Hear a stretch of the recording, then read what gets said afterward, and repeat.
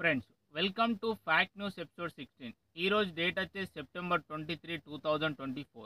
ఈ రోజు fact news చూసుకున్నట్లయితే నంబర్ 1 ఫ్రెండ్స్, టాప్ కంపెనీస్ అయిన గూగుల్, అడోబ్, ఎన్విడా మొత్తంగా 15 టెక్ కంపెనీస్ల సీఈఓలని పీఎం మోడీ ఎంఐటీలో కలిశారు. ఈ మీట్లో AI, quantum computing, semi conductor, biotechnology లాంటి వాటి గురించి చర్చించారు. నంబర్ 2 ఫ్రెండ్స్, జడేజా రీసెంట్ గా జరిగిన టెస్ట్ మ్యాచ్ లో ఒక రికార్డ్ క్రియేట్ చేశాడు. అయితే బంగ్లాదేశ్ తో జరిగిన ఫస్ట్ టెస్ట్ లో జడేజా 86 రన్స్ చేసి 5 వికెట్లు తీశాడు. ఇలా ఫస్ట్ టెస్ట్ మ్యాచ్ లో ఇలా రన్స్ చేయడం అండ్ వికెట్స్ తీయడంలో జడేజా ఫస్ట్ ప్లేస్ లో ఉన్నాడు.